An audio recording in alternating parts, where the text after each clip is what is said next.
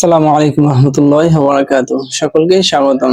অন্যের প্রতি ভালোবাসা মানে আবেগ নয়, বরং দায়িত্ব। এক নাম্বার, দায়িত্ব বনাম আবেগ। তাহলে এগুলো নিয়ে একটু ব্যাখ্যা দেওয়া যাক। আবেগ হচ্ছে ক্ষণস্থায়ী, পরিস্থিতি ও মানসিক অবস্থার উপরে নির্ভরশীল, কখনো তীব্র কখনো নিস্তেজ।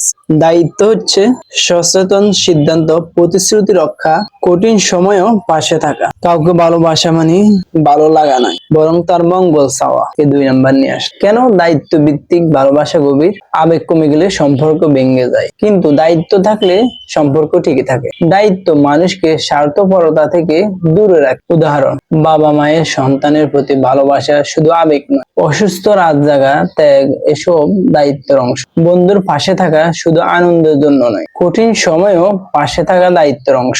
দাম্পত্য, বন্ধুত্ব, সমাজ।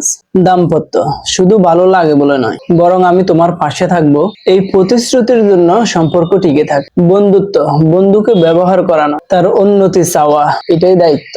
সমাজ, মানুষকে সম্মান করা শুধু আবেগ নয়, এটা নৈতিক দায়িত্ব। ভিডিওটা দেখার জন্য ধন্যবাদ। আল্লাহ হাফেজ।